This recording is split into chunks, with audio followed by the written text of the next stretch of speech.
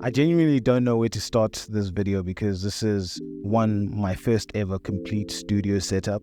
Two, it is my dream studio setup, and it's a multifunctional, is that the word? It's a multifunctional studio setup. So I plan to do a lot of things in here, and I'm gonna show you all the spaces that I plan to do it in. That sounds wrong. Saying it back in my head, that sounds wrong. But yeah, I'm gonna give you a tour, but before that, let's go through all the DIY stuff that I did. From the sound panels to painting my room. Yeah, you know what it is. So day one wasn't really that hectic. Day one was just taking stuff out of the studio. I genuinely didn't think you guys would want to sit through watching me take stuff out of the studio and prepping for paint. But yeah, day one was prepping for paint and setting down the first coat. My wife then later recorded me painting the room. Yeah, that was easy, man. I just picked out a color that I like, which is this blue. Mainly because I didn't like the brown that was in here before. The brown that was in here before was hideous, and yeah, it absorbed all the color, man. It just made everything look dull. Yeah, and then I painted it, finished with that. We quickly jumped into day two. Day two is when I started building my panels. I ordered some pine planks, which you can get from any hardware store. Yeah, I got those got delivered, and then I had to get to cutting, so I cut those into shape. My two panels, the one in front of me and the one behind me, are 2 meter by 1 meter, so I cut those out. And then I've got two 1 meter squared panels, which you can see the one of behind me here, and the one is by the window, just to trap some of that noise coming from outside. And after that, I had to create my corners using a corner bracket, putting them together, and then I knocked some nails into it. I also secured it with a screw. Yeah, that was easy. And then so after I did that, day three is when I filled the panels up with the foam that it now has on the inside. That I got from the same place that I got the planks from. It's normal ceiling insulation that I then chopped up and put into the panels, and then we added fabric around it. The fabric surprisingly was very cheap. I didn't expect it to be that cheap, but it was, and I'm grateful for that. Thank God, thank whoever made it cheap. Yeah, and then we then proceeded to setting up the studio, which was day four. And yeah, that's when we started bringing stuff in. Setting it up, trying to find angles, trying to find different orientations, trying to find what's best, what works, what doesn't work, all of that. And yeah, here we are. We're in the studio. So I'm gonna take you guys around, show you the setup, show you everything that's going on. Yeah. First up is my setup. My setup, which is very simple, and I mean simple in the sense that I've got very basic equipment, but it gets the job done. And funny enough, apart from my MIDI keyboard, which is fairly recent, everything else I've had for about 4 years. My monitors are JBL's, what are they? JBL LS305, I think. Yeah, they're 305 something.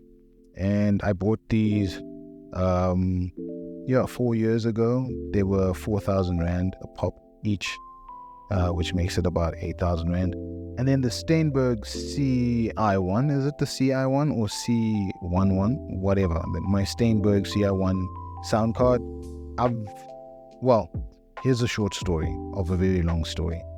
This was my very first ever sound card. I fell in love with how it amplifies my vocals when I'm recording. It's got this vintage-esque, what can I say? Vintage-esque like sound to it, that it adds like filter to the vocals naturally from the microphone to it. I think that's a preamp that does that. So I fell in love with that. I tried a few sound cards over the years, and then yeah, I didn't really like them that much until I found someone who was selling this secondhand on, where was it? Was it Facebook Market? I think it was Facebook Market. At the time I was using the PreSonus, something PreSonus. It was a PreSonus sound card. I traded that in and then I went and bought this. I love it. It still works. It fits my deco.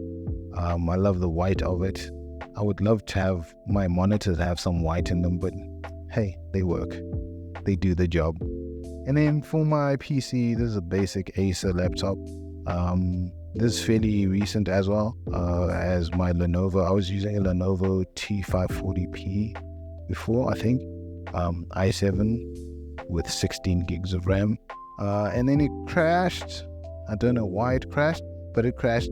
And then I had to get something quick, makeshift. So this works for me right now. It's doing the job. If you guys want to sponsor me a good computer, just, let me know in the comments. My keyboard is a basic RGB keyboard. Nothing fancy about it. I love my mouse pad. My mouse pad is amazing. Quite long. I would have liked it to be the whole desk length, but yeah, beggars can't be choosers, right? Anyway, and then I've got my secondary MIDI keyboard. This is also fairly recent. This is my Akai MPK Mini, and this is the 2. Is this the 2 or the 3? I'm not too sure.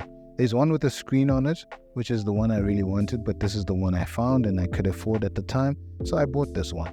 And it's meant to be for my performances and stuff like that.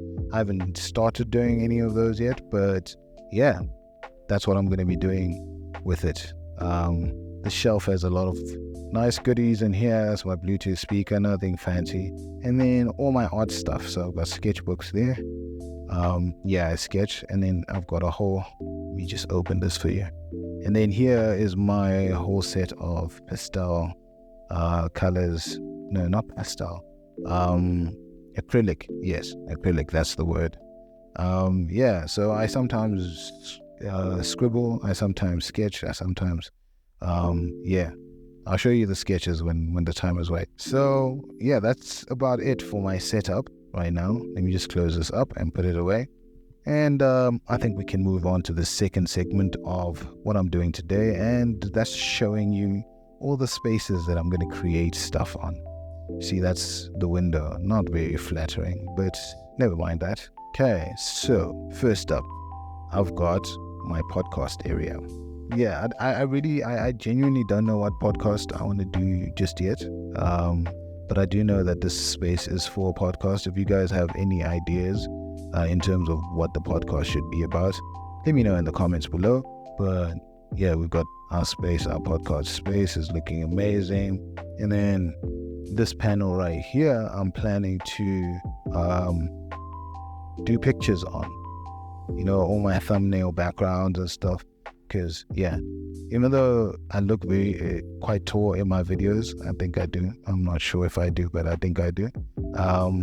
This is it's not that high, and yeah, it's almost portrait length. So yeah, I'll be taking really nice photos on there. And then obviously this is the studio where I'll be making the beat, and you guys can join me in that activity. I'm going to be doing some live stuff. I also want to be doing some TikTok lives, YouTube lives.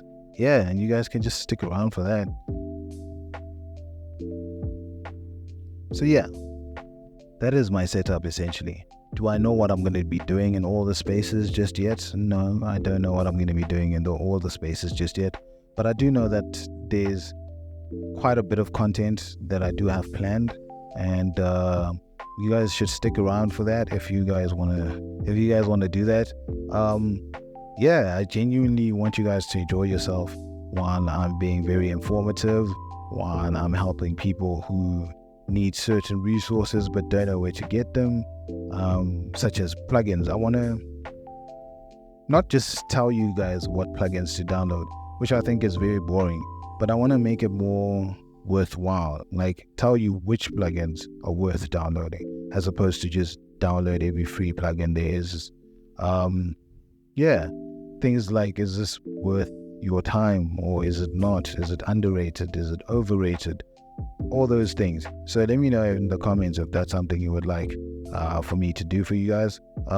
Also, I'll be making music. I noticed that the beat stuff isn't really working on my channel, which is fine. I tried.